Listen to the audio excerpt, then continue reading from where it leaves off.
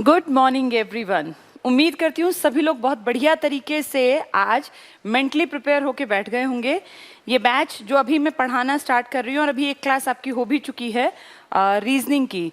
ये बैच जिसमें जो पढ़ाया जाएगा ना वो खास ध्यान में कंसीडर करके रखा जाएगा दिल्ली पुलिस को। तो दिल्ली पुलिस के हिसाब से ही पढ़ाएंगे और दिल्ली पुलिस का क्योंकि पेपर बहुत जल्द है तो इसमें सिलेबस हम ऐसे चींटी वाली चाल से नहीं चलेंगे, थोड़ा स्पीड से चीज़ों को कवर करेंगे क्योंकि पहली प्रायोरिटी रहेगी कि एग्जाम से पहले पहले आपका सिलेबस कवर हो जाए।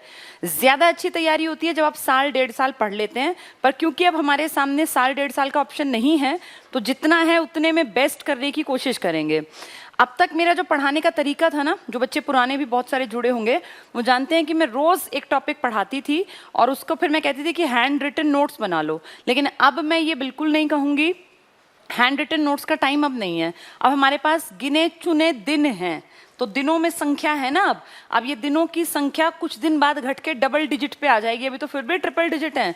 तो इसलिए अब हैंड रिटन नोट्स का टाइम नहीं है।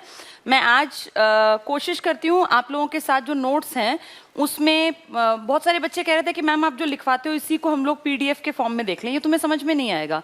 अब मैं कोशिश करूंगी एक दो दिन में ही, आज ही टाइपिस्ट को काम दे दूंगी और कल से कोशिश करके यहाँ पीडीएफ के फॉर्म में मैं डलवा दूंगी। मैं खुद भी जो पढ़ाऊंगी ना वो एक किताब को कंसीडर कर लूंगी क्योंकि सिलेबस बहुत फैला हुआ है। अगर हमने किताब को कवर नहीं, एक किताब को टारगेट बना के नहीं पढ़ाया ना तो सिलेबस हमारा निपटेगा नहीं। एक एक टॉपिक कई कई दिन का होता है और अब क्योंकि टाइम कम है तो हमें कोशिश करके इंपॉर्टेंट चीज़ों पे पहले फोकस करना है, ठीक है। तो अब ये टाइम नहीं है कि आप हैंड रिटन नोट्स बनाएं, इसलिए किसी काम के भी नहीं है। अब मैं कल परसों में जितनी जल्दी हो सकेगा एक बच्चे को इसी काम पे लगा दूंगी और फिर वो आपके सामने यहीं पे जो पढ़ाऊंगी उसमें भी इसका यूज़ कर लूंगी रिवीजन में। जैसे समझा के टॉपिक फिर उसको रिवाइज कराने के लिए पॉइंट्स में पहले से टाइपिस्ट से लूंगी सारे, फिर उसी की पीडीएफ आप तक पहुंच जाएगी, ठीक है। तो आपको दिक्कत भी नहीं रहेगी पढ़ने में। अब जो भी किताब आपके पास है, जैसे मैं टॉपिक पढ़ाऊं तो उस टॉपिक को उस किताब से भी तुम पढ़ सकते हो। चलिए, दिल्ली पुलिस को कंसीडर करेंगे तो इसलिए स्पीड थोड़ी सी ठीक ठाक रखनी पड़ेगी वरना सिलेबस नहीं होगा। दिल्ली पुलिस में इंपॉर्टेंट टॉपिक जो उम्मीद है आने की पॉलिटिकल साइंस है, क्योंकि पॉलिटिकल साइंस में अधिकारों की बात होती है, सरकारों की बात होती है और पुलिस को तो ये कम से कम समझ में आना चाहिए कि अधिकार क्या होते हैं, पुलिस कैसे काम करती है, प्रशासन कैसे चलता है, तभी तो वो पुलिस में कामयाब रह पाएंगे। तो इसलिए एक्सपेक्टेड है कि इसमें से क्वेश्चन बनेंगे। पॉलिटिकल साइंस मैंने कल शुरू किया था और हमने जो बातचीत की थी बिल्कुल बेसिक सी बात थी। पहली चीज़ ये थी कि हम लोग जो सिस्टम चला रहे हैं, पूरा देश जिसके हिसाब से चल रहा है, ये एक किताब है, लिखित दस्तावेज हैं, ये रिटन फॉर्म में है। हमारे देश में कुछ भी अनरिटन नहीं है, हर चीज़ को हमने बहुत कायदे से लिखा है और हमने का मतलब है भारत की जनता ने। पर हर एक आदमी जाके लिख के थोड़ी आया, जनता के रिप्रेजेंटेटिव कुछ चुन लिए गए। 389 का कल आंकड़ा मैंने आपके सामने रखा था और इन्हीं 389 में से 292 प्लस 4 प्लस 93, ये आपको बताया था टोटल करके कि 389 कैसे बना।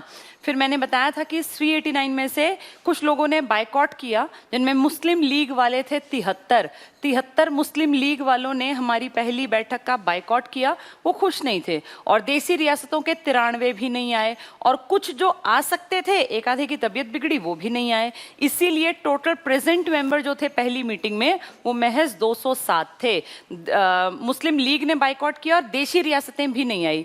मुस्लिम लीग और देशी रियासतों में से कुछ मुस्लिम लीग के आए बाद में, लेटर स्टेज में, और देशी रियासतों के काफी सारे आ गए क्योंकि उनकी समझ में आ गया था कि इंडिया में ही रहना है। तो जब इंडिया के कानून कायदे लिखे जाएं तो हम अगर प्रेजेंट होंगे तो शायद कोई हमें भी कंसीडर कर ले, वरना बाद में फिर हमारे ऊपर ये चीजें थोप दी जाएंगी। इन लोगों ने बहुत मेहनत की, लगभग 300 लोग, अगर एग्जैक्टली कहूं तो जब हम लोग आजाद हुए तो 299, 324 और 284। अब इतने सारे आंकड़े बहुत कंफ्यूज करेंगे, तो मेनली आप याद रखना 389 टोटल वाले, मुस्लिम लीग के 73, देशी रियासतों के 93 और जब साइन हुए लास्ट डे तो प्रेजेंट थे 284 व्यक्ति। ये 324 और 299 तुम्हारे लिए उतना इंपॉर्टेंट नहीं है, मैं पढ़ाऊंगी जरूर, टाइपिस्ट से जितना हो सकेगा मैक्सिमम टाइप कराऊंगी, यहाँ बता दूंगी। तो अब ये सब लोग काम कर रहे हैं और इनकी बैठक स्टार्ट होती है। जुलाई में इनके इलेक्शन हुए थे, जुलाई 1946 में कैबिनेट मिशन के कहने पर। और मेनली 3 समुदाय इसमें कंसीडर किए गए थे, एक सिख, एक मुस्लिम और एक आम। आम का मतलब हर आदमी आ गया। सिख अलग से थे, मुस्लिम अलग से थे। जुलाई 46 में इलेक्शन सब कुछ हुआ। इसके बाद दिसंबर में इनकी बैठकें शुरू हो गई और पहली बैठक मैंने बताया था 9, 11, 13 एक दिन बाद हुई है, सेम मंथ सेम ईयर में। 9 तारीख को डॉक्टर सच्चिदानंद सिन्हा को हेड बना दिया गया एज्ड होने के कारण। फिर 11 को डॉक्टर राजेंद्र प्रसाद को स्थायी अध्यक्ष बनाया और 13 को पंडित जवाहरलाल नेहरू ने उद्देश्य प्रस्ताव रखा। इस दिन जो इन्होंने ऑब्जेक्टिव बताया था, जो उद्देश्य बताया था, ये उद्देश्य ही बाद में हमारी ओरिजिनल किताब का पहला पेज बना, जिसको आप कहते हैं प्रस्तावना या इंग्लिश वाले कहते हैं प्रीएम्बल। तो प्रीएम्बल या प्रस्तावना जो पहला पेज है, जिसमें कि पैराग्राफ की स्टार्टिंग होती है, हम भारत के लोग भारत को एक संपूर्ण प्रभुत्व संपन्न, काफी लंबा चौड़ा सा पैराग्राफ है, यूट्यूब पे एक दिन पूरा समझाया भी था। तो इसकी स्टार्टिंग है हम भारत के लोग, यानी इस किताब को लिखने वाले कोई 200-400 लोग नहीं हैं, वो रिप्रेजेंट करते हैं पूरे इंडिया की पब्लिक को। इसलिए पहली लाइन है हम भारत के लोग, भारत को। तो इसमें एग्जाम में आ जाएगा कितनी बार भारत या इंडिया शब्द आया, तो इसमें 2 बार भारत शब्द आया है। किस में? उस पेज में जिसको आप कहते हैं हमारे संविधान की प्रस्तावना है, हमारे संविधान का प्रीएम्बल है। ये प्रीएम्बल किसको देख के बनाया गया, इसका बेस क्या था? वो उद्देश्य प्रस्ताव, वो ऑब्जेक्टिव्स जो पंडित नेहरू ने पढ़े थे और पास भी सेम डे कर दिए जाते, पर क्योंकि मुस्लिम लीग और देशी रियासतें नहीं थी, पंडित नेहरू के उस उद्देश्य प्रस्ताव को रोक दिया गया। और B.R. अम्बेडकर जी ने कहा कि जब तक ये लोग ना आ जाएं, इनसे बातचीत तो कर लो, जितने आ जाएं वेल एंड गुड, फिर इसको पारित करेंगे। इसीलिए 13 दिसंबर का ये प्रस्ताव, उद्देश्य प्रस्ताव या ऑब्जेक्टिव जो इन्होंने पेश किया था, ये पारित होते होते 22 जनवरी आ गया। दिसंबर से जनवरी आ गया और अब सन भी बदल गया। अब उद्देश्य प्रस्ताव पारित हुआ और सब लोग मिल बैठ के काम करने लग गए। ये 1947 में ही हम आज़ाद भी हुए। आज़ादी के बाद मैंने कल अम्बेडकर जी की कहानी सुनाई थी कि वो कैसे पहले मुंबई से खड़े हुए थे, हार गए थे, फिर मुस्लिम लीग की सहायता से बंगाल की तरफ से जीते, लेकिन वो बंगाल चला गया पूर्वी पाकिस्तान में। बाद में बांग्लादेश बना 72 में, 2 जुलाई 72 को, तो उनकी सीट चली गई। इस चीज़ की चिंता हुई B.N. राव को, जो कि मेंबर नहीं थे, ना पैसा लेते थे, फ्री में सुविधाएं देते, लेकिन बहुत ज्ञानी आदमी थे। ड्राफ्ट तैयार किया था उन्होंने हमारे संविधान का। उनके कहने पर उन्होंने राजेंद्र प्रसाद जी को कहा, राजेंद्र प्रसाद जी ने B.G. खेर को कहा, और उसी टाइम हिंदू महासभा के एक बहुत बड़े लीडर M.R. जयकर जी ने पद से इस्तीफा दिया। उसी पद पर B.R. अम्बेडकर जी बैठ गए। तो अम्बेडकर जी की 2 सीटें याद रखना, पहली आज़ादी से पहले हारे थे बंबई से और जीते थे बंगाल से, लेकिन जब आज़ादी के बाद वो बंगाल की सीट चली गई तो फिर ये बंबई की सीट से बने। दोनों आंसर ठीक हैं, क्वेश्चन की लैंग्वेज से आंसर तुम्हें टिक करना है। अगर कहेंगे आज़ादी के बाद तो बंबई टिक करना, आज़ादी से पहले तो बंगाल टिक करना, ठीक है। तो अब ये सब काम करने लग गए। लगभग 300 लोग हैं, लगातार काम कर रहे हैं, और इन्होंने टारगेट बना लिया कि हमें जितनी जल्दी हो सके, क्योंकि ये कंफर्म था, अंग्रेजी सरकार ने कह दिया था कि हम 3 साल के अंदर अंदर इंडिया को आज़ाद कर देंगे। 45 में ये घोषणा हुई थी, 46 में ऑफिशियल इसका नोटिस आया। तो ये था कि 2 से 3 साल में हमें आज़ादी मिलने वाली है, और आज़ादी के बाद एक भी दिन सरकार अगर नहीं होगी तो देश चलेगा कैसे, क्योंकि डिसीजंस तो पहले दिन से लेने पड़ेंगे।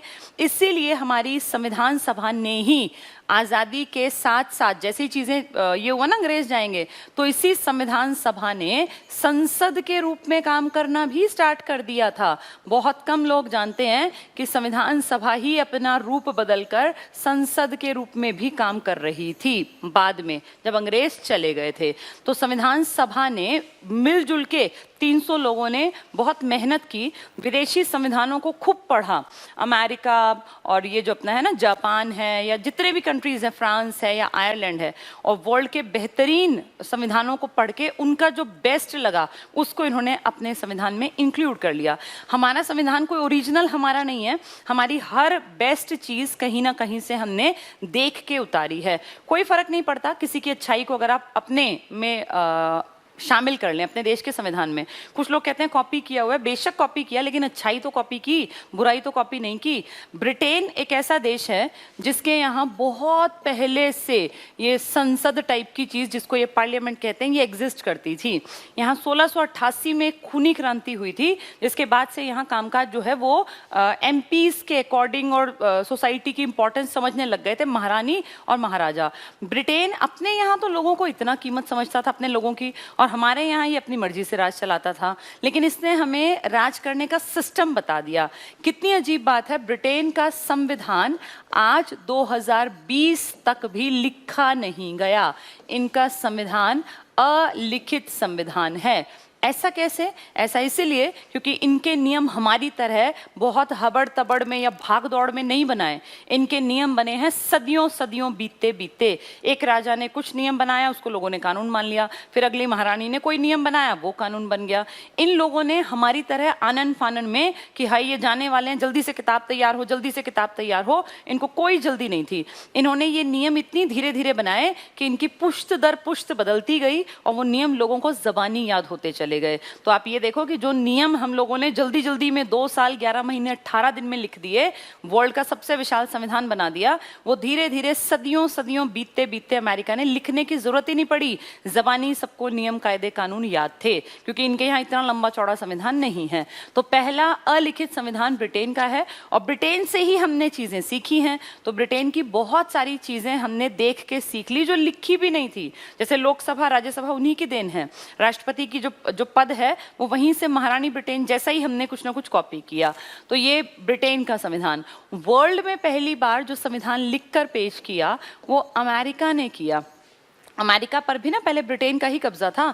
ये छोटा सा ब्रिटेन द्वीपीय देश है, बहुत छोटा सा, लेकिन इसके धाक इतनी थी कि अमेरिका जैसी वर्ल्ड की सुपर पावर जो आज आपको लगती है, इसमें भी बड़ी बस्तियां बना के बैठा था ब्रिटेन। और बहुत लड़ाई के बाद, मेहनत मशक्कत के बाद 1773 में अमेरिका वासियों ने कोशिश की, हिम्मत दिखाई, और इन्होंने बोस्टन में एक चाय का जहाज डुबो दिया जो ब्रिटिशर्स का था। और ये खुली चुनौती थी ब्रिटेन की सरकार के लिए, महारानी ब्रिटेन के लिए, कि हम अब आपकी अधीनता नहीं मानेंगे, या तो हमें प्रतिनिधित्व चाहिए सरकार में, वरना हम टैक्स नहीं देंगे।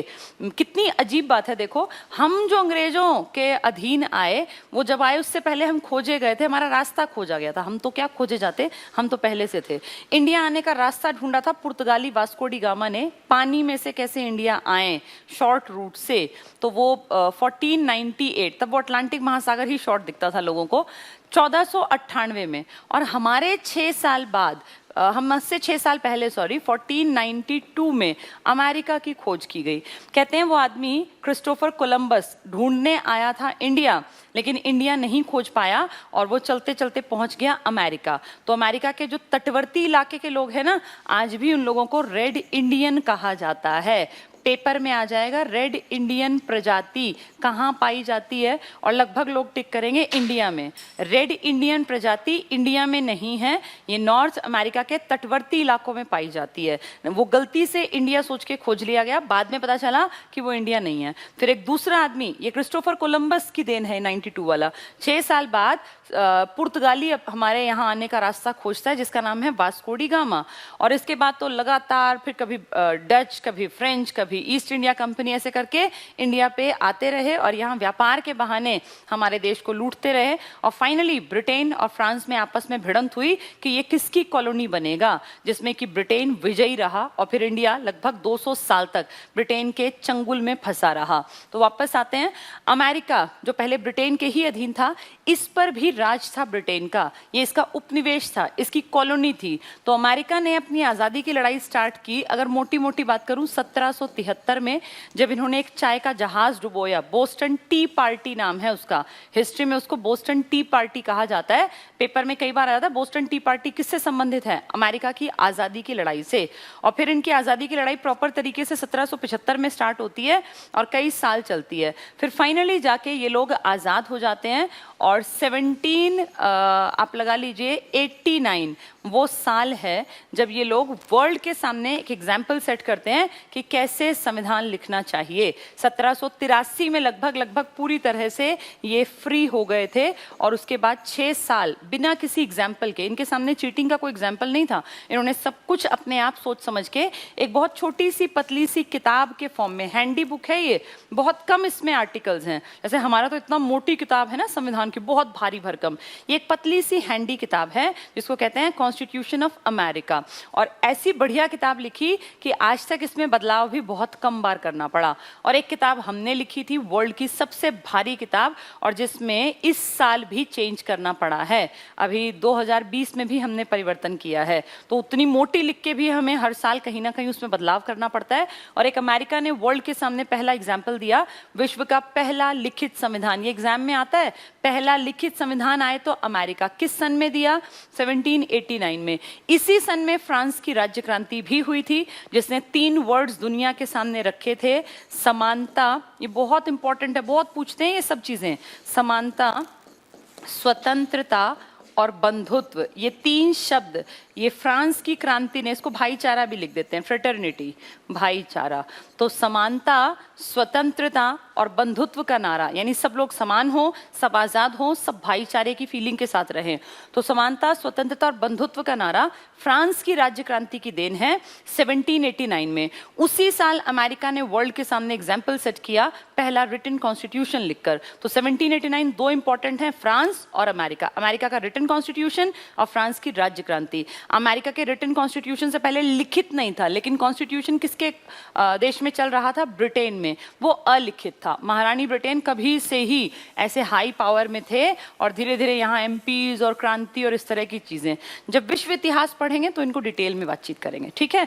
तो अब 2 देश हमने देखे, हमने बहुत कुछ इनसे सीखा और धीरे धीरे धीरे करके हमारी जो बड़े बड़े लोग थे, इन्होंने अच्छी अच्छी चीजें उतारनी, लिखनी, उनसे देखनी शुरू कर दी। बहुत अच्छी बात है।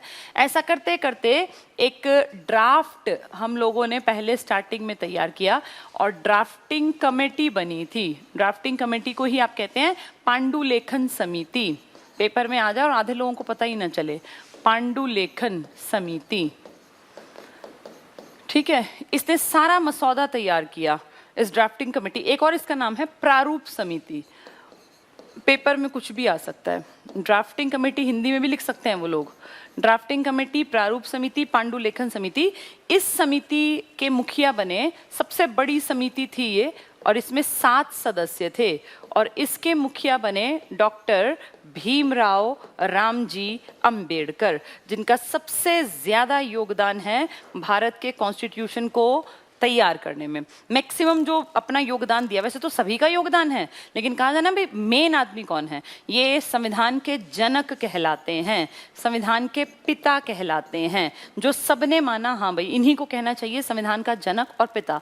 लेकिन एक आदमी है के.वी. राव, ये बहुत बड़े लीडर थे, इन्होंने कहा ये सिर्फ जनक नहीं है, ये जनक प्लस जननी भी है। जननी मतलब माँ। तो फादर ऑफ इंडियन पॉलिटिक, ये अपना कॉन्स्टिट्यूशन B.R. अंबेडकर। जनक और जननी दोनों का दर्जा किसने दिया? के.वी. राव, एक बहुत बड़े आदमी थे। और अगर पूछें, वैसे मैक्सिमम लोगों ने जनक कहा तो B.R. अंबेडकर को। फिर जननी कौन, कौन हमारे संविधान की माँ है या जननी है?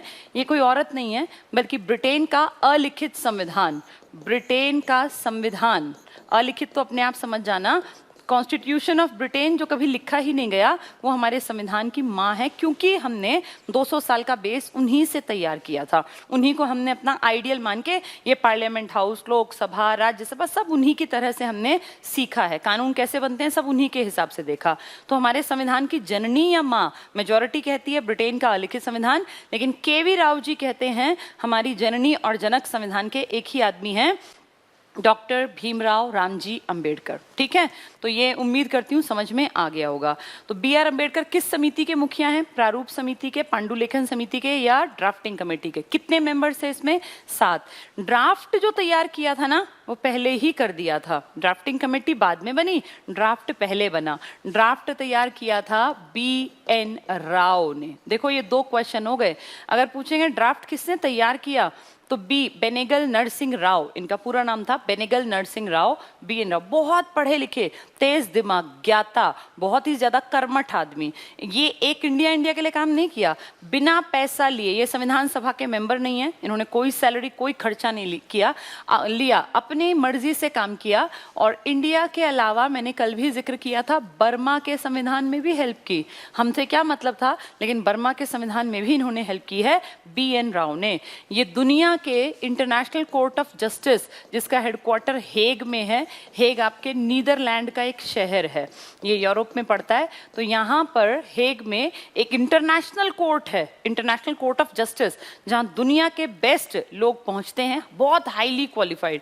और हम लोग लकी रहे कि हमारे यहाँ से BN राव जी भी यहाँ गए। अब तो इंडियंस में 4 के नाम है, फिर कहीं पढ़ाऊंगी, आज टारगेट वो नहीं है, मैं इनकी इंपॉर्टेंस बता रही हूँ। BN राव इंडिया के लिए काम कर रहे हैं मुफ्त में, बर्मा को हेल्प कर रहे हैं संविधान लिखने में। इन्होंने हमारा ड्राफ्ट तैयार किया, लेकिन ड्राफ्टिंग कमेटी के मुखिया कौन बन गए हैं, BR अम्बेडकर जी। BN राव ही परेशान हुए थे जब अम्बेडकर जी की सीट चली गई थी पूर्वी पाकिस्तान में। इन्होंने ही फिर कहा था राजेंद्र प्रसाद को, फिर राजेंद्र प्रसाद ने कहा था BG खरे को, और जयकर जी ने सीट छोड़ी थी, और तब अम्बेडकर जी उस सीट पर बैठे थे। ठीक है, चलिए वापस आते हैं। तो ड्राफ्ट तैयार किया BN राव ने, लेकिन ड्राफ्टिंग कमेटी के मेंबर ये नहीं बने, क्योंकि ये संविधान सभा के इलेक्टेड मेंबर थे ही नहीं, ना नॉमिनेटेड थे ना इलेक्टेड थे। तो इन्होंने कच्चा काम किया, लेकिन उस पर प्रॉपर तरीके से काम हुआ। फिर 29 अगस्त 1947 को जब ड्राफ्टिंग कमेटी बनाई गई, जब वो अस्तित्व में आई, और इस कमेटी में 7 सदस्य चुने गए, जिनके मुखिया बने डॉक्टर भीमराव रामजी अम्बेडकर। सब काम कर रहे हैं। एक कमेटी झंडे का काम कर रही है, भाई झंडा कैसे बनेगा। एक कमेटी काम कर रही है कि अधिकार क्या होंगे। एक कमेटी काम कर रही है प्रांतों में सरकार कैसे बनेगी। कितना काम था ना। आज देखें, आज इतना काम है, आज तो लिखी लिखाई किताब है, दस्तावेज हैं, तब तो कुछ था ही नहीं। सबको काम करना था, सब जी जान लगा रहे थे कि इंडिया के लिए बेस्ट करके दें। मीटिंग्स होती, सेशंस बैठते, लगातार मीटिंग्स चलती। 11 सेशन चले थे इनके, टोटल 11 सत्र। और इसमें कहीं कहीं पर एक लास्ट मीटिंग को भी लिख लेते हैं, इसलिए एक आधी किताब में आपको 12 लिखा मिलेगा। सत्र 11 ही हुए थे, जो 12वां लिखते हैं ना, वो लास्ट मीटिंग का जिक्र कर देते हैं। इन 11 सत्रों में 165 दिन तक बैठकें हुई थी, 165 डेज तक बैठकें हुई, जिनमें से इन 165 में से 114 दिन तक सिर्फ और सिर्फ ड्राफ्टिंग का काम हुआ था। ड्राफ्टिंग कमेटी ने काम किया था। तो आप समझ जाओ कि मेजर काम किया है ड्राफ्टिंग कमेटी ने, जिसके मुखिया हैं BR अम्बेडकर। ड्राफ्ट का खाका तैयार किया था BN राव ने। ठीक है, उम्मीद है समझ में आ रहा होगा। 11 सेशन प्लस लास्ट बैठक मिला के 12।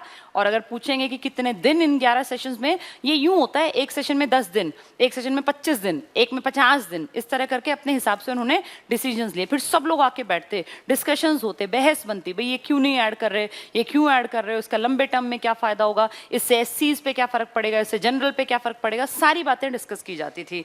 तो 11 सेशंस प्लस लास्ट मीटिंग, कुल मिला के 12, 165 दिन, जिनमें से 114 दिन अकेले ड्राफ्टिंग कमेटी का काम था। तो मेजर काम तो BR अम्बेडकर जी और उनके संगी साथियों ने ही किया था। अब ऐसा करने में ये लगातार काम नहीं होता कि एकदम से 165 दिन, ये किश्तों में काम हुआ, इसके सेशंस अलग अलग थे। और ऐसा करते करते हमें 2 साल 11 महीने और 18 दिन का समय लग गया। अगर आप टोटल देखो तो 2 साल में 365 कितने दिन हो गए, फिर 11, तो 3 साल लगभग। लेकिन हमने क्या बात की कि टोटल डेज कितने थे 11 सत्र के, 165, जिनमें से ड्राफ्टिंग का काम हुआ 114 दिन। तो ऐसा नहीं कि 24 घंटे इन्होंने काम किया अपने पार्ट पर, लेकिन सेशंस की बैठकें गिनी जाती हैं 165 दिन की। टोटल कितना समय लगा, कुल समय पूछें, यानी 1946 से गिनना स्टार्ट कर रहे हैं और 1900 ये लगा लो 49 तक ये पूरा गिन रहे हैं। तो 2 साल 11 महीने 18 दिन का समय लगा। और इस डेट को 26 नवंबर 1949 को फाइनली सब लोगों ने रजामंदी दे दी उस भारी भरकम मोटी किताब को, जिसको नाम दिया गया था भारत का संविधान, कॉन्स्टिट्यूशन ऑफ इंडिया। किस डेट पर, 26 नवंबर 1949। और इसी दिन इस पर जैसे फाइनल मोहर लगी, मोहर लगने के बाद उसको राजेंद्र प्रसाद अपनी कुर्सी पर बैठे हुए थे, उनके सामने ले जाया गया और फिर इतने भारी किताब थी, बड़े बड़े पन्ने, फिर उनके साइन लिए गए। तो ये जो किताब है ना, इसको, इसमें लिखा हुआ सारी बातें लिखी थी इसमें। 26 नवंबर 1949 को इस किताब को फाइनली साइन किए गए, इस पर हस्ताक्षर किए गए। और इस हस्ताक्षर में 284 लोग प्रेजेंट थे। 284 लोग। टोटल संख्या ज़्यादा थी पहले, लेकिन प्रेजेंट जिनके साइन है ओरिजिनल कॉन्स्टिट्यूशन पर वो 284 हैं। इनमें सबसे पहला साइन, थोड़ा ध्यान से सुनना इस पॉइंट को, सबसे पहला साइन है डॉक्टर राजेंद्र प्रसाद का, राजेंद्र प्रसाद। और लास्ट साइन है पंडित नेहरू की बेटी इंदिरा गांधी के हस्बैंड के। जो लास्ट साइन है ना वो है इंदिरा गांधी के हस्बैंड के, लेकिन ये किताब में नहीं लिखा। अगर आप इसको चेक करेंगे मूवीज में भी ऐसा ही दिखाया गया है, लेकिन अगर आप उस पर चेक करेंगे ना किसी भी उसमें बुक्स में जो आप पढ़ते होंगे उनमें लिखा होगा कि पहला और लास्ट साइन ये जवाहरलाल नेहरू का है और लास्ट डॉक्टर राजेंद्र प्रसाद का। ठीक है, लेकिन इसके ऊपर जितनी मूवीज बनी है उन सब में दिखाया गया कि पहले साइन जो है, जो सीट पर बैठे हुए थे सबसे ऊपर डॉक्टर राजेंद्र प्रसाद उन्होंने किए थे, और लास्ट साइन फिरोज गांधी के है। फिरोज गांधी, नाम फिरोज और वैसे गांधी, क्योंकि असलियत में ये गांधी नहीं थे, ये नेहरू जी के दामाद थे, इंदिरा गांधी के हस्बैंड थे। तो हस्ताक्षर टोटल 284 हैं। पहले साइन डॉक्टर राजेंद्र प्रसाद के हैं और लास्ट फिरोज गांधी के, और 11 पन्नों पे कहते हैं साइन ही साइन है सिर्फ। वैसे अगर आप कोई किताब पढ़ो तो आपको ऐसा लिखा मिल सकता है, हम उसको पहली प्रायोरिटी में रखेंगे, डॉक्टर राजेंद्र प्रसाद और फिरोज गांधी को, क्योंकि विकिपीडिया और नेट पे भी आप सर्च करते हैं तो यही आंसर ज्यादा है। ठीक है, चलिए इस पे साइन हुए। अब इस किताब में क्या लिखा था, देश कैसे चलेगा, इसको आप कह सकते हैं ये भारत का लिखित दस्तावेज है और सरकार को रिटन डॉक्यूमेंट्स हैं ये, इसी तरह से काम करना पड़ता है जो इसमें लिखा है, जैसा इसमें लिखा है। इसमें ये भी लिखा है कि पीएम की पावर क्या है, सीएम की पावर क्या है, गवर्नर क्या करेगा, एलजी क्या करेगा, यूटी कैसे काम करेंगी, राज्य कैसे काम करेगा, आम जनता क्या करेगी, तिरंगा क्या, वो सब कुछ लिखा है, हर चीज लिखी है इसमें संविधान में। तो आज जो ये इतना बड़ा दुनिया का सबसे बड़ा लोकतंत्र चल रहा है ना, ये इस किताब के भरोसे ही चल रहा है।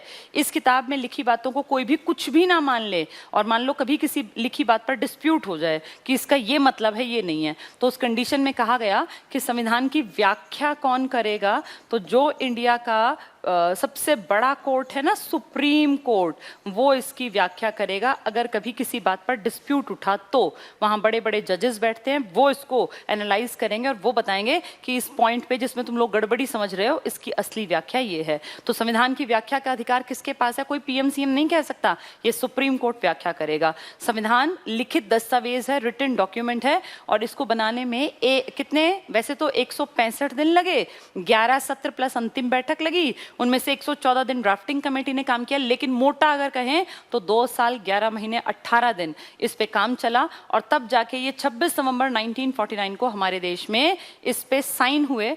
और इसमें लिखा कि आज के दिन जब हम साइन कर रहे हैं, आज के दिन हम लोग जो है किस किस आर्टिकल को आज से हमने मानना शुरू कर दिया। इस किताब में लिखी बातों को हमने इस दिन से नहीं माना, इस किताब में लिखी बातों को हमने माना 26 जनवरी 1950 से।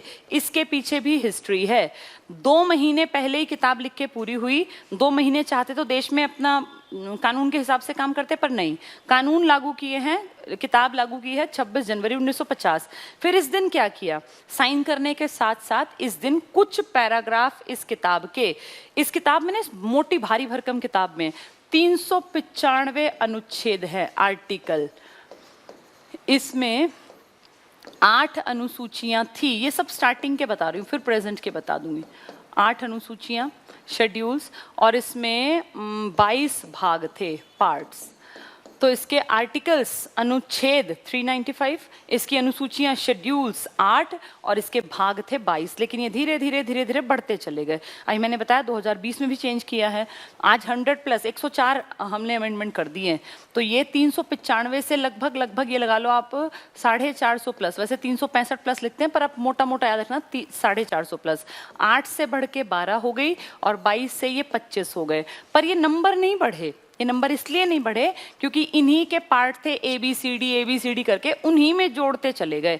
तो कुल मिलाकर जो है प्रेजेंट में अगर पूछा जाए भाग कितने हैं तो आप 22 के साथ जाना, वैसे 25 पार्ट बनाए हुए हैं। अनुसूचियां आप 12 के साथ जाना। मूल संविधान के अनुच्छेद पूछे जाते हैं, प्रेजेंट के नहीं पूछे जाते। तो 395, 8 और 22 ये ओरिजिनल था। फिर बढ़ के 450 प्लस हो गया, 22 से 25 हो गया और 8 से 12 हो गया। अनुसूचियां ऐड की गई हैं। है, आर्टिकल ऐड नंबर नहीं दिए। आज 396 कोई आर्टिकल नहीं है, 397 कोई नहीं है, 400 कोई नहीं है, उन 395 में ही ABCD डाल डाल के और बढ़ाते चले गए। तो आर्टिकल आज भी 395 हैं। अगर कहें अनुसूचियां तो वो बढ़ा दी गई हैं, 12 कर दी गई हैं, और अगर कहेंगे कि ये भाग कितने हैं तो भाग 25 हो गए हैं। ठीक है, चलिए अब ये मोटी भारी भरकम किताब लिख के और हमने 26 नवंबर को इसको लागू नहीं किया। फिर 26 नवंबर की इंपॉर्टेंस क्या है? कुछ पार्ट लागू कर दिए, कुछ आर्टिकल लिख दिए, भाई ये लागू होंगे। कौन कौन से? 5, 6, 7, 8, 9। इसके अलावा 60 लागू कर दिया, 324, 366, 367, 379, 380, 391, 92, 393 और 394। कितने हुए ये? 3, 2, 5, 6, 7, 8, 9, 10, 11, 12, 13, 14, 15। एक और मुझे याद नहीं आ रहा अभी, एक और था, होगा तो याद 324 लिख दिया मैंने, हाँ लिख दिया। चलो एक आधा इसमें और कोई रह गया है, फिर याद आएगा तो बता दूंगी। ये कुछ आर्टिकल थे जिनको कहा भाई इनको आज ही लागू कर लेते हैं, बाकी सबको लागू करेंगे 26 जनवरी 1950 को। तो ये कुछ थोड़े से आर्टिकल हमने 26 नवंबर को लागू कर दिए। इनकी इंपॉर्टेंस नहीं है, क्योंकि जब भी लागू की बात आएगी ना तो आपको टिक करके आना है 26 जनवरी 1950। अभी मैंने कहा 26 जनवरी की एक हिस्ट्री है, वो हिस्ट्री क्या है उस पर भी बात कर लेते हैं। जब ये किताब लिखकर 26 नवंबर को तैयार थी तो 2 महीने क्यों लगा दिए इसको लागू करने में? उसी दिन लागू कर देते। भाई देश से की सरकार तो बननी ही के हिसाब किताब में थी ना, अंग्रेज जा चुके थे। इसका कारण था क्योंकि हिस्ट्री में ठीक 20 साल पहले, 20 साल का मतलब 1930, हम 1950 की बात कर रहे हैं। अब हम पढ़ रहे हैं कि 26 जनवरी 1950 ही हमने लागू क्यों किया, हमने 26 नवंबर को क्यों नहीं लागू किया? कारण हिस्ट्री में है। 26 जनवरी 1930 इंडिया की बिना आज़ादी के भी जनता का विश्वास, और जनता ने पहली बार सांकेतिक स्वाधीनता दिवस मनाया। सांकेतिक मतलब एक सिंबल, सांकेतिक स्वाधीनता दिवस, यानी हम कभी आज़ाद होंगे। ये सांकेतिक स्वाधीनता दिवस फर्स्ट टाइम मनाया 26 जनवरी 1930 को। प्रभात फेरियां निकाली लोगों ने, जो है अपना वंदे मातरम के नारे, भारत माता की जय, और ऐसे लोग जो इकट्ठे हो के लड्डू बांटन, बिना आज़ाद हुए।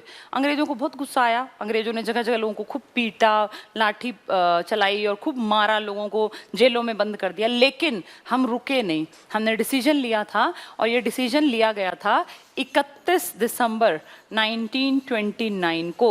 1929 का लास्ट डे था, रात 12 बजे। कितनी ठंड होती है देखो, और आज पाकिस्तान में, लेकिन तब इंडिया था, लाहौर में एक नदी बहती है, रावी नदी। इसके तट पर खड़े होकर बहुत बड़ी जनता की भीड़ थी। कांग्रेस का सेशन था और यहाँ पंडित जवाहरलाल नेहरू थे, ये अध्यक्ष थे। और उस दिन इन्होंने शब्द यूज किया था पूर्ण स्वराज, कि पूरे का पूरा हमें अपना राज्य चाहिए। पूर्ण स्वराज, स्वयं का राज। स्वराज तो पहले भी यूज करते थे हम, लेकिन पूर्ण स्वराज यानी पूरी तरह से हम अपना खुद का राज चलाएंगे। ये 31 दिसंबर 1929 को कहाँ किया? लाहौर में, रावी नदी के तट पर। अध्यक्ष कौन बताया यहाँ कौन थे? पंडित जवाहरलाल नेहरू। ये प्रस्ताव पारित हुआ। तो कहा क्या करें, इस प्रस्ताव को पारित करके अंग्रेज थोड़ी सुनेंगे, कोई बात नहीं, लोगों के बीच में जाएंगे, जनता को जागृत करेंगे, और हम अब अगले साल, अगला साल तो आ ही गया, लास्ट डे तो है, 12 बज गए, अगले साल 26 जनवरी को हम सांकेतिक स्वाधीनता दिवस मनाएंगे। और चाहे मार पड़े, चाहे जेल भरे, कुछ करें, लेकिन हम हर साल आज़ादी मनाएंगे। और हमने हर साल आज़ादी मनाई 26 जनवरी को। हर साल मार पड़ती, डंडे पड़ते, लेकिन हम खुश होते, नाचते, कूदते, लड्डू बांटते, वंदे मातरम के जयगारा गाते। तो इसलिए ये डेट हमारे लिए इंपॉर्टेंट है, क्योंकि हर साल हमने इस दिन बिना आज़ाद हुए आज़ादी मनाई थी। उस मार को, पिटाई को, जो अंग्रेज हमें खूब पीटते थे, फिर भी आज़ादी मनाते, जोश कितना था। इस डेट की इंपॉर्टेंस सदा याद रहे, इसलिए हमारे बड़े बड़े लीडर्स ने कहा कि 26 नवंबर को बेशक ये किताब लिखकर तैयार है, लेकिन इस दिन हमने इतिहास में कुछ नहीं किया।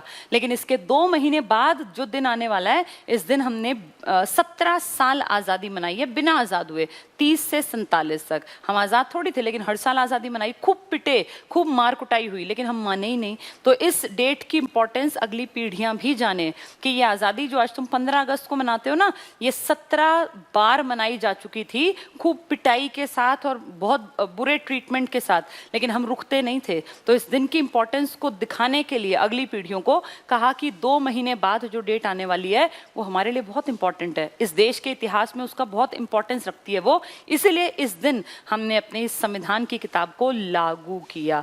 इसको हमने अपना पहले ही लिया था, अपना लिया था हमने 26 नवंबर को, भाई ये हमारी किताब है, अपना के बैठ गए। लेकिन इसमें लिखी बातों को हमने लागू कब किया?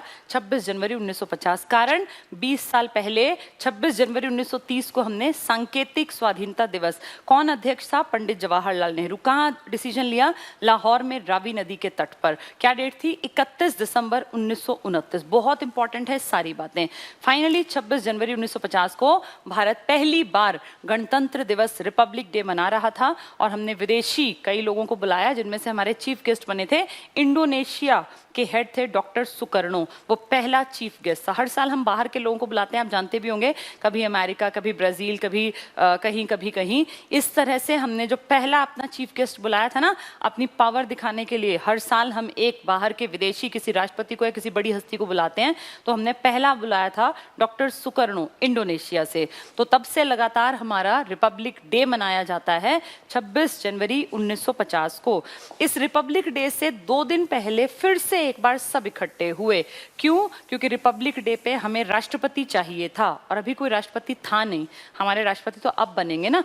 24 जनवरी को काफ़ी सारे लोग, लगभग सारे लोग इकट्ठे हुए 24 जनवरी 1950, और इस दिन कहा कि आज संविधान सभा काम करेगी संसद के रूप में। संसद अभी बनी नहीं थी, लेकिन संविधान सभा ही हमारी संसद के रूप में काम करेगी। और 3 चीज़ें फाइनल कर लो, क्योंकि परसों रिपब्लिक डे है, पहला रिपब्लिक डे, दुनिया देखेगी। तो संसद के रूप में काम करके संविधान सभा, एक ही चीज़ थी ये। अब तक ये संविधान सभा थी, इसने संविधान लिख लिया था, सब कुछ कर लिया। अब ये एक दिन पहले 24 जनवरी को क्या बन गई? संसद। और इसने चुनाव किया, ऐसा चुनाव नहीं, इसने 3 चीजें फाइनल की। क्या क्या? इंडिया का राष्ट्रपति कौन होगा, इंडिया का राष्ट्रगान क्या होगा, और इंडिया का राष्ट्रगीत क्या होगा। ये 3 चीजें फाइनल हुई थी हमारे देश में 24 जनवरी 1950 को। राष्ट्रपति के रूप में आप सब जानते हैं डॉक्टर राजेंद्र प्रसाद। भाई ये जब ये संस्था ही इक्वल है, संसद बराबर संविधान सभा थी, तो इसलिए राजेंद्र प्रसाद ही उसके हेड थे, यही इसके हेड बना दिए कि भाई आप ही हमारे राष्ट्रपति बनेंगे। राष्ट्रगान के रूप में हमारा सब जानते हैं जन गण मन, ये हमारा राष्ट्रगान है। और राष्ट्रगीत क्या है हमारा? वंदे मातरम। ये कोई एक दिन की लिखी कहानी नहीं है, ये बहुत बड़ा टॉपिक है। मेरी क्लास कितने टाइम तक है? ठीक है, तो फिर क्योंकि लंबा टॉपिक है, किसी दिन स्पेशल यही कराऊंगी कि वंदे मातरम जनगण मन क्या है, कब लिखे गए। वैसे मैंने पढ़ाया भी हुआ है, लेकिन फिर भी इनको डिटेल से दोबारा कराऊंगी। ठीक है, चलिए। तो 24 जनवरी को हमने 3 चीजें फाइनल की। क्या क्या? राष्ट्रपति, गीत गान पति, राष्ट्रपति के रूप में डॉक्टर राजेंद्र प्रसाद, राष्ट्रगीत के रूप में वंदे मातरम, और राष्ट्रगान के रूप में जनगण मन। जनगण मन गाने में हमें 52 सेकेंड लगते हैं, लेकिन कभी कभी इसकी सिर्फ धुन बजा दी जाती है 20 सेकेंड की। और वंदे मातरम को गाने में हमें 1 मिनट 5 सेकेंड लगते हैं, या कह लो 65 सेकेंड लगते हैं, 65 सेकेंड, क्योंकि 1 मिनट में 60 सेकेंड होते हैं। ठीक है, तो हमने 26 जनवरी को, जिस दिन अपनी पहला रिपब्लिक डे मनाया, तो उस दिन राष्ट्रगान के रूप में जनगण मन गाया, और उस दिन राष्ट्रगीत के रूप में वंदे मातरम गाया। और राष्ट्रपति जिसने सलामी ली थी, जो वो वहां पे जा रहे थे ना, वो जितनी झांकियां वगैरह, उसकी सीट पर बैठे थे डॉक्टर राजेंद्र प्रसाद। किस दिन फाइनल किया था? 24 जनवरी 1950 को। लागू कब किया? 26 जनवरी 50 को। इस पे साइन कब हुए थे सबके? 26 नवंबर 1950 को। ठीक है, चलिए ये सब जल्दी से एक बार मोटा मोटा सा मैं आपको रिवाइज करा दूं। 9 दिसंबर, इंपॉर्टेंट डेट्स हैं ये। 9 दिसंबर 1946 पहली बैठक सेंट्रल हॉल दिल्ली संसद भवन में। 11 दिसंबर को, इस दिन अध्यक्ष कौन बना? सच्चिदानंद सिन्हा, बीमार पड़ गए। 11 को कौन बना? डॉक्टर राजेंद्र प्रसाद स्थायी अध्यक्ष। 13 तारीख को ऑब्जेक्टिव या उद्देश्य प्रस्ताव पेश किया पंडित नेहरू ने, लेकिन अंबेडकर जी ने कहा अभी पारित नहीं करेंगे, वेट करते हैं देशी रियासतों का और मुस्लिम लीग का 93 और 73 का। 22 जनवरी को ये पारित कर दिया। भाई कितने दिन वेट करें, जिसको आना था आ गए, पारित कर दिया 22 जनवरी। 29 अगस्त को ड्राफ्टिंग कमेटी बनी, ड्राफ्ट पहले ही BN राव ने बना दिया था, लेकिन ड्राफ्टिंग कमेटी अंबेडकर जी की अध्यक्षता में बनी है 29 अगस्त 47 को। 15 अगस्त को ही तो इनकी सीट चली गई थी जब भारत और पाकिस्तान अलग हुए। देखो कितनी जल्दी काम हुआ कि ड्राफ्टिंग कमेटी 13-14 दिन के अंदर अंदर बन गई और उसके मुखिया बन गए डॉक्टर BR अंबेडकर जी। 26 नवंबर को ये लिखकर पूरी तरह तैयार, 284 साइन हुए, इसलिए संविधान अंगीकरण दिवस बोलते हैं इसको। इसी को बोलते हैं विधि दिवस, इसी को बोलते हैं कानून दिवस, क्योंकि विधि की किताब अपना ली लेकिन इसको लागू नहीं किया। विधि दिवस आए, संविधान दिवस आए या इस तरह का कोई शब्द आ जाए, कानून दिवस, तो टिक करके आना 26 नवंबर। 24 जनवरी को अंतिम बैठक है, 11 सत्र प्लस अंतिम बैठक बताया ना, तभी 12 लिखते हैं, ये है अंतिम बैठक। इस दिन संविधान सभा ने काम किया संसद के रूप में, और 3 चीजें क्या क्या फाइनल की, राष्ट्रगीत, राष्ट्रगान, राष्ट्रपति। और 26 जनवरी को हम रिपब्लिक बने। ये डेट हमने इसलिए चुनी क्योंकि इससे 20 साल पहले मार खाते खाते भी हमने पहली बार आजादी मनाई थी। आजादी अलग चीज है, वो 15 अगस्त को है, लेकिन मनाई थी हमने 17 साल तक 26 जनवरी को, इसलिए ये डेट इंपॉर्टेंट है। इसके बाद देखो संविधान की विशेषताएं क्या है। हमारा संविधान लिखित है और लोक निर्मित है, जनता ने बनाया। भाई मैं और तुम, हमारे बाप दादा नहीं गए, लेकिन देखो उसके शब्द क्या थे, हम भारत के लोग, भारत को, तो वो 284 के साइन बेशक हैं, लेकिन उन सबको हमने भेजा था, यानी वो जनता को रिप्रेजेंट करते थे। भारत कितनी बार आया, इंडिया कितनी बार आया, 2 बार। तो ये लोक निर्मित है, एक आदमी ने नहीं बनाया, ये लोक निर्मित है, पूरे का पूरा लिखित है। हमने लिखित बहुत सारे देशों का देखा, एक का अलिखित भी है, ब्रिटेन का। किसका पहला लिखित है, अमेरिका का। और कनाडा एक ऐसा देश है जिसका संविधान में कुछ हिस्सा लिखित है और कुछ अलिखित है। 3 क्वेश्चन बन गए, अलिखित आ जाए तो ब्रिटेन, पहला लिखित आए तो अमेरिका, और लिखित प्लस अलिखित आ जाए मिक्सचर तो कनाडा। नेक्स्ट देखो, विभिन्न संविधानों से उद्धृत, उद्धृत मतलब लिया गया, कहीं से कुछ अच्छा था वो उठा लिया। लोकतांत्रिक व्यवस्था है, हमारे देश में डेमोक्रेसी है, हर 5 साल में आपके हाथ में पावर आती है, मन करे सरकार को रिपीट करो, ना अच्छी लगे हटा दो, ये आपके हाथ की पावर है, ये डेमोक्रेसी है। और इंडिया में डेमोक्रेसी स्टार्टिंग से है, हम सबको अधिकार है वोट डालने का। पहले ये अधिकार था 21 साल के बाद, लेकिन आज 18 साल होते ही आपको वोट डालने का अधिकार मिल जाता है, सार्वभौमिक वयस्क मताधिकार, एडल्ट फ्रेंचाइजी जिसको बोलते हैं। और इंडिया में ये उम्र जो घटाई गई ना, ये 1989 में घटाई गई है, और संविधान की इस बुक में चेंज किया गया। 61st अमेंडमेंट था, मैंने क्या बताया, अमेरिका ने पतली सी किताब लिखी, अमेंडमेंट आज तक हार्डली कुछ किए हैं, और एक हम हैं दुनिया की सबसे मोटी भारी भरकम किताब लिख के 104वां संविधान संशोधन इसी साल किया है, मतलब 104 बार तो हमने उसको चेंज कर लिया, इतनी मोटी भारी भरकम को भी। तो ये 61वीं बार बदला था जब एज बदली, 21 से घटाकर कितनी कर दी, 18 साल, 1989। बहुत इंपॉर्टेंट है, पूछेंगे वो जो क्वेश्चन वहां लिखा है, 21 से घटाकर 18, 1989 में 61वां संविधान संशोधन। संशोधन मतलब चेंज करना। जैसे आपका घर बना था, आपके मान लीजिए दादाजी ने कभी घर बनाया, आपके पिताजी को लगता है कि उसमें एक किचन और बनाना है, तो उस घर में चेंज करते हैं ना, ये अमेंडमेंट है। फिर आपको लगता है कि यार अटैच्ड टॉयलेट बाथरूम होने चाहिए, आप पैसा कमाते हैं और आप अपने घर में कुछ चेंजेस करते हैं, तो ऐसे अमेंडमेंट होती जाती है। इस किताब में भी चेंजेस होते जाते हैं अकॉर्डिंग टू नीड। हमारे बाप दादाओं के टाइम में कोई भी अपने घर में लैट्रिन बाथरूम बनाता नहीं था, वो बुरा माना जाता था कि बताओ ये इतने जो ऐसी चीजें हैं वो घर में थोड़ी बनानी चाहिए। और आज आप देखो अटैच्ड टॉयलेट बाथरूम बनते हैं, तो ये अमेंडमेंट है ना, चेंज है, टाइम के अनुसार चीजें बदली हैं। ऐसे ये किताब भी हमें बदलनी पड़ी। ये घर का एग्जाम्पल इसमें नहीं है, तुम्हें समझाने के लिए बताया है। स्वतंत्र और निष्पक्ष न्याय प्रणाली है। कहते हैं कि इंडिया की न्याय प्रणाली है तो झूठी बात, लेकिन मानते हैं, ऐसा लिखा है, स्वतंत्र है, आप अच्छी तरह जानते हैं, सरकार के सामने सब झुकते हैं। निष्पक्ष है, किसी एक का पक्ष नहीं लेती, और इंडिया में इस मोटी किताब की व्याख्या अगर करनी पड़ी तो वो भी सुप्रीम कोर्ट ही करेगा। सार्वभौमिक वयस्क मताधिकार, एडल्ट फ्रेंचाइजी, यूनिवर्सल, यानी 18 साल का होते ही किसी भी कास्ट के, किसी भी क्रीड के, किसी भी गांव के, कहीं के भी इंडिया में रहने वाले लोगों को अपने आप ऑटोमेटिकली 18 साल का होते ही मताधिकार मिल गया। ये उसका जन्म सिद्ध अधिकार बिल्कुल नहीं है, ये एक विशेष प्रकार का अधिकार है, ये अधिकारों की श्रेणी में है, लेकिन मौलिक अधिकार नहीं है ये उसका। इसके बाद है मौलिक अधिकारों की न्यायिक प्रकृति। पढ़ेंगे कभी डिटेल में, अब 2-4 दिन में आ जाएगा। मौलिक अधिकार जो कुल मिलाकर 6 हैं। अगर कोई मौलिक अधिकार छीने तो सीधे रास्ता पकड़ सकते हैं सुप्रीम कोर्ट का भी और हाई कोर्ट का भी। सुप्रीम कोर्ट देश में एक ही है, दिल्ली में, नई दिल्ली में। मान लीजिए केरला में किसी के मौलिक अधिकारों का हनन होता है, शोषण होता है, तो वो दिल्ली थोड़ी आएगा, वो सीधे अपने हाई कोर्ट में अपील डाल सकता है। तो मौलिक अधिकार कोई छीने, जो कि बताए जाएंगे कितने हैं, तो सीधे न्यायालय हमारे साथ खड़ा है। सर्वाधिक लंबा और विस्तृत संविधान, दुनिया का सबसे भारी भरकम लिखित विस्तृत संविधान इंडिया का है, जिसमें 2020 में 104वां संशोधन भी हम कर चुके हैं। नम्य और अनम्य का मिश्रण है। नम्य मतलब नरम, फ्लेक्सिबल, और अनम्य मतलब रिजिड, जो चेंज ना हो। तो इंडिया के कॉन्स्टिट्यूशन में कुछ चीजें हैं नरम, बदली जा सकती हैं। अभी एग्जांपल दिया, 21 साल से उम्र घटा के कितनी कर दी, 18।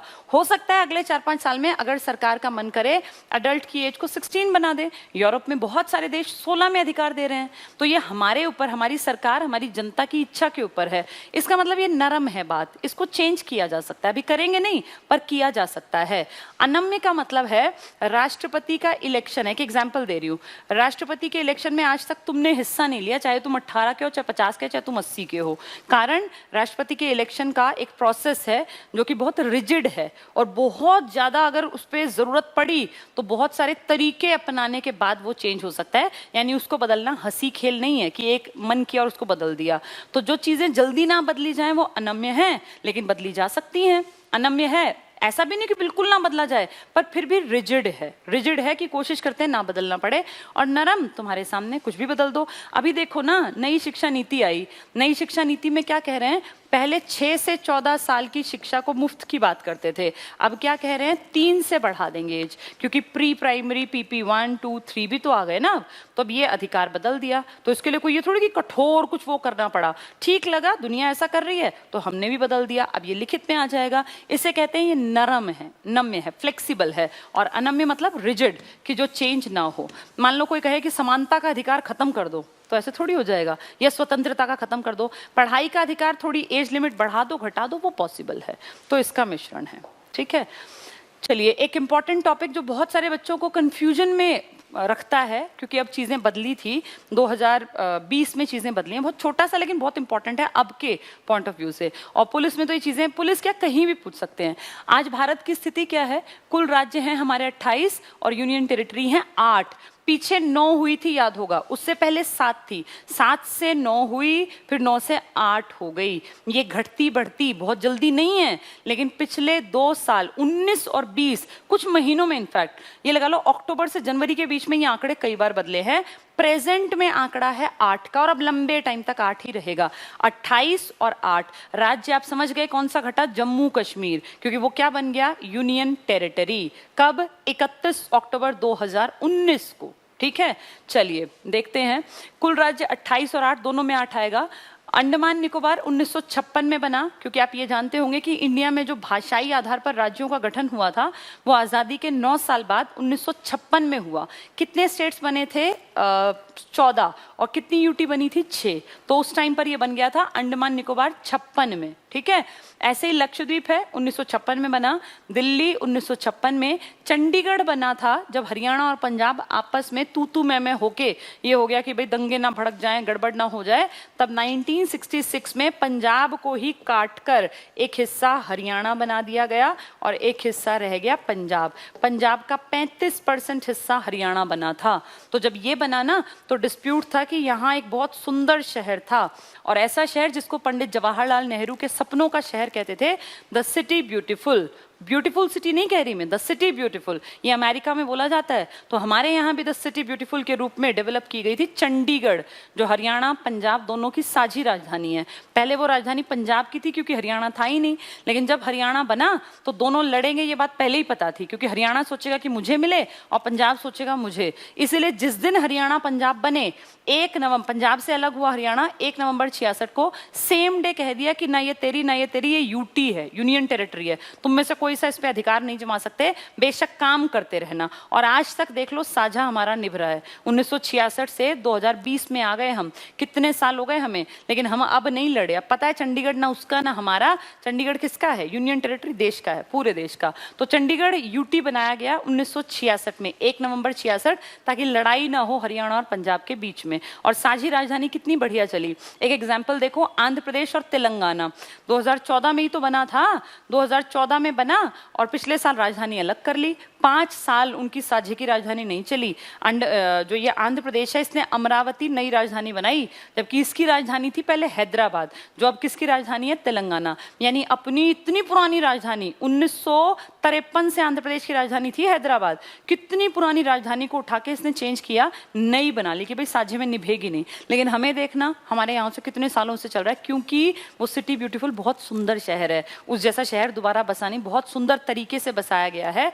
और लुट ये जो था एक आदमी, अभी दिमाग से नाम स्लिप हो गया, इसको भी कभी किस दिन पढ़ा दूंगी, क्या था, जब यूटी डिटेल में पढ़ाऊंगी। आज तो सिर्फ कुछ बच्चों का मैसेज था कि मैम यूटी और ये करा देना, इसलिए बता रही हूँ। तो 8 यूटीज में चंडीगढ़ पहुंचे, पौंडीचेरी जिसका नाम है पुदुचेरी। पौंडीचेरी जो अपना इलाका है ना, ये पहले हमारे पास था ही नहीं। इस पे लंबे टाइम तक अधिकार जताया है फ्रांसीसियों, पुर्तगालियों और ब्रिटेन। आपने नाम सुना होगा ना, तीनों, इन तीनों की बस्तियां थी जो लास्ट तक चली। फ्रांसीसी यहाँ से गए 54 में, ब्रिटिशर्स यहाँ से गए 47 में, और जो पुर्तगाली थे ये गोवा को छोड़ के गए हैं 1961 में। तो उसी के बाद जब ये चले गए, पुर्तगाली भी चले गए, तब ये हिस्से हमने अपने अधीन लिए और फिर यहाँ पे काम स्टार्ट किया। तो पौंडीचेरी या पुदुचेरी 1962 में अस्तित्व में आया, अलग से यूटी की तरह। ठीक है, पौंडीचेरी की खासियत शायद तुम जानते हो, 3 स्टेट्स में फैला है पौंडीचेरी। नाम एक है लेकिन फैला है 3, क्योंकि छोटे छोटे से एरिया हैं, 4 जिले हैं। लद्दाख और जम्मू कश्मीर बहुत इंपॉर्टेंट, अभी बने हैं पिछले साल। लद्दाख और जम्मू कश्मीर याद होगा ना, पहले कैसे यहाँ जो है सरकार जो थी, पहले इनको फेवर में लिया, फिर कैसे यहाँ पे जो है सेना की तैनाती कर दी, फिर सीएम वगैरह और सब हटा दिया, भंग कर दिया, फिर कई महीने यहाँ पे जो है कर्फ्यू रखा, जैसा आपने अभी देखा ये इस लॉकडाउन में कर्फ्यू टाइप की कंडीशन। और उसके बाद फिर कहा कि यूटी हैं दोनों। तो यूटी ये बनी है, लद्दाख और जम्मू कश्मीर 2 यूटी बन गए, पहले एक स्टेट था ये। लद्दाख की राजधानी लेह है, पूरी गर्मी में लेह रहेगी, लेकिन जैसे ही सर्दी होगी तो राजधानी बन जाएगी कारगिल। तो कारगिल और लेह ये किसकी राजधानी है? लद्दाख की। ओरिजिनल राजधानी पूछेंगे तो लेह है, लेकिन विंटर्स में, सर्दियों में चेंज कर जाते हैं कारगिल में, क्योंकि लेह बहुत ठंडा इलाका, ज्यादा ठंड हो जाती है। ऐसे ही जम्मू कश्मीर पहले राज्य था, अब छोटा जम्मू कश्मीर। पहले जम्मू कश्मीर लद्दाख इकट्ठे ही तो थे, ये कारगिल इसी का तो हिस्सा था, कारगिल वॉर मैंने पढ़ाया था। तो अब जम्मू कश्मीर एक यूटी है, राजधानी श्रीनगर है गर्मियों में, और जैसे ही सर्दी आती है तो राजधानी को जम्मू शिफ्ट कर देते हैं। ये 31 अक्टूबर 2019 को अस्तित्व में आए हैं, वरना पहले जम्मू कश्मीर हमारा विशेष राज्य था। याद होगा ना, आर्टिकल 370 के तहत ये विशेष राज्य था, लेकिन 31 अक्टूबर 2019 से हटा दिया 370 को, और अब ये भारत में यूनियन टेरिटरी हैं 2, एक लद्दाख जिसकी राजधानी लेह है और सर्दी में कारगिल है, और एक जम्मू कश्मीर जिसकी राजधानी है श्रीनगर और सर्दियों में जम्मू। ठीक है, चलिए, दमन दीव और दादर नागर हवेली पहले 2 यूटी थे, इन दोनों को इकट्ठा कर दिया इसी साल 26 जनवरी 2020 को इकट्ठा कर दिया। और अब ये पहले भी कोई अलग अलग बहुत दूर नहीं थे, इकट्ठे बराबर ही दिखते थे। तुम इसको देखोगे ना मैप में तो यही तो है इकट्ठे, और एक ही आदमी इन दोनों को संभालता था, काम ज्यादा था ही नहीं, पॉपुलेशन कम थी, फिर क्या क्यों अलग अलग का काम फैला रहे हो, इकट्ठा कर दो। दमन दीव और दादर नागर हवेली इकट्ठे हैं, अब दोनों को एक ही नंबर में गिना जाता है, और ये 26 जनवरी को इकट्ठे किए गए और दोनों की साझी राजधानी बना दी दमन। पहले दमन दीव की दमन ही थी, दादर नागर हवेली की यही सेम राजधानी दादर नागर हवेली। छोटे छोटे द्वीप थे, हार्डली कुछ लाख की जनसंख्या, 1000 की जनसंख्या होगी, तो दोनों को इकट्ठा करके राजधानी दे दी साझी दमन। तो आपको याद रखना है 1966 में बना है चंडीगढ़, 1956 में अंडमान निकोबार लक्षद्वीप और दिल्ली, 1962 में बना पुदुचेरी, 31 अक्टूबर 2019 को बने 2, कौन कौन से? लेह लद्दाख, इकट्ठा बोलने की आदत है, लद्दाख है राजधानी उसकी लेह है और जम्मू कश्मीर, ठीक है। और ये दोनों इकट्ठे कब किए? इसी साल 2020 में 26 जनवरी। कौन कौन से? दमन दीव और दादर नागर हवेली। तो कुल मिलाकर कितने हो गए? 8। कौन कौन से हैं? अंडमान निकोबार, अंडमान निकोबार। अगर इसको याद करने में दिक्कत आती हो ना, जैसे मुझे लगता था पहले मैं भूल ना जाऊं, तो मैं इसको याद ऐसे करती थी कि एक मैप को दिमाग में रख लो, फिर आसपास से सारे याद हो जाएंगे। एक पानी का हिस्सा इधर अंडमान निकोबार, एक लक्षद्वीप है, एक यहाँ पौंडीचेरी है, 2 यहाँ चंडीगढ़ और दिल्ली है। कितने हो गए? 2, 4, 5, 6, 7, 8 ऊपर है। कौन कौन से?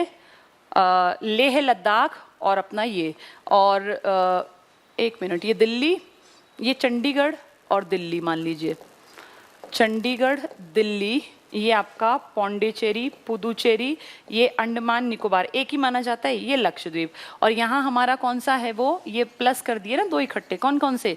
दादर नागर हवेली और दमन और दीव।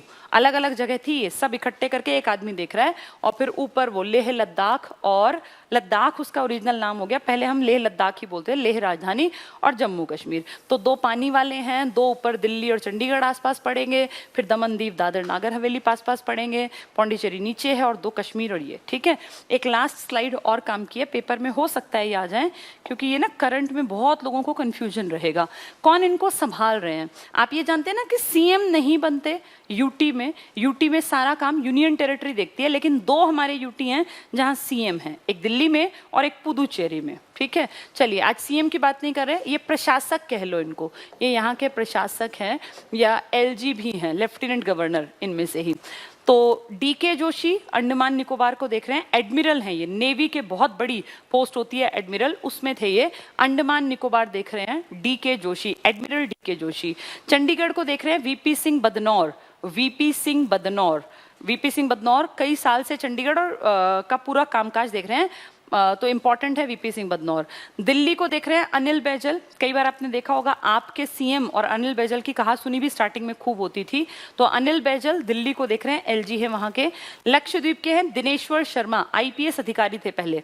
लक्षद्वीप जो पानी छोटा सा हिस्सा है ना पानी के पास, अब देखो यहाँ पर है लक्षद्वीप, ये है अंडमान निकोबार आइलैंड, बीच में पानी है। 10 डिग्री चैनल अंडमान को निकोबार से अलग करता है, ठीक है। तो हमने कहा कि देखें, अंडमान निकोबार के एडमिरल डीके जोशी, चंडीगढ़ के वीपी सिंह बदनौर, दिल्ली के अनिल बैजल, लक्षद्वीप के दिनेश्वर शर्मा हैं, और पौंडीचेरी की या पुदुचेरी की बहुत बार आप टीवी में देखते हैं किरण बेदी है, तो पुदुचेरी को संभाल रही हैं। पुदुचेरी 1962 में जो बना था। नेक्स्ट है लद्दाख, जो बिल्कुल नया है, लेह इसकी राजधानी, और सर्दी होने पर कारगिल कर देते हैं। तो अभी आएगा कारगिल वाला भी अब 2021 में। लद्दाख राधा कृष्ण माथुर, आर के माथुर लिखा है बहुत सारी किताबों में, वो यही है, आर के माथुर ही राधा कृष्ण माथुर है। और ये जीसी मुर्मू लिख देते हैं इनको, जीसी मुर्मू कहाँ के हैं? जम्मू कश्मीर के, गिरीश चंद्र मुर्मू। और दादर नागर हवेली, डीएनएच मतलब दादर नागर हवेली, और दमन एंड दीव इनके हैं प्रफुल्ल पटेल। प्रफुल्ल खोड़ा भी लिखा मिलेगा कहीं कहीं, ऐसे लिख देंगे प्रफुल्ल खोड़ा, वो यही आदमी, एक्चुअली इनका पूरा नाम है प्रफुल्ल खोड़ा पटेल, तो इसीलिए ऐसे लिखा मिल जाएगा, प्रफुल्ल खोड़ा या प्रफुल्ल पटेल भी लिख सकते हैं, ठीक है। तो ये हमारी 8 यूनियन टेरिटरीज, 8 बड़े आदमी, इनके सन 56 में अंडमान निकोबार है, लक्षद्वीप है, 56 में दिल्ली है, 1962 में है पौंडीचेरी, 66 में है चंडीगढ़। ये अभी 2 तो बिल्कुल नहीं बनी है, कौन कौन सी? जो ये अपनी लेह लद्दाख वाली, लद्दाख और कश्मीर, ये कब बनी है? 31 अक्टूबर 2019 को, ठीक है। तो अब हमने सारी याद हो गई हैं। लद्दाख में कौन है? आर के माथुर। जम्मू कश्मीर में कौन है? मुर्मू। दादर नागर हवेली, डी बार बार रिपीट हो रहा है ना, यहाँ पीपी है, प्रफुल्ल पटेल। डी वाली में प्रफुल्ल पटेल है। मुर्मू कहाँ है? जम्मू कश्मीर में। लद्दाख में कौन है? माथुर जी, आर के माथुर, राधा कृष्ण। और इसके बाद इससे पहले हमने पढ़े ये अंडमान निकोबार पानी का इलाका है, एडमिरल पानी नेवी के हेड हैं, तो ए.के. जोशी पहले थे। चंडीगढ़ में बदनौर देख रहे हैं, दिल्ली को अनिल बैजल देख रहे हैं, लक्षद्वीप में दिनेश्वर, ऐसे याद कर लेना, दिनेश्वर शर्मा। और पौंडीचेरी में सब जानते हैं आईपीएस अधिकारी थी, इंडिया की पहली 1972 में बनने वाली किरण बेदी, ठीक है। इन 8 को लिख लेना और याद कर लेना, ये अपनी कॉपी में लिख लेना। 28 राज्य, 8 यूटी। कौन से यूटी नए हैं जो इकट्ठे हुए हैं? दादर नागर हवेली, दमन दीव, इकट्ठे हो गए, एक बन गया। और बिल्कुल नए कौन से बने हैं? लद्दाख जिसकी राजधानी लेह है और कारगिल है, और एक जम्मू कश्मीर जो पहले राज्य था। तो इसलिए यहाँ के गवर्नर पहले गवर्नर कहलाएंगे, पहले। एलजी जो भी बने हैं यहाँ पे हेड संभालने वाले, वो पहले कहलाएंगे। चलिए आज के लिए इतना ही पढ़ते हैं, बाकी कल आगे बढ़ेंगे। Thank you.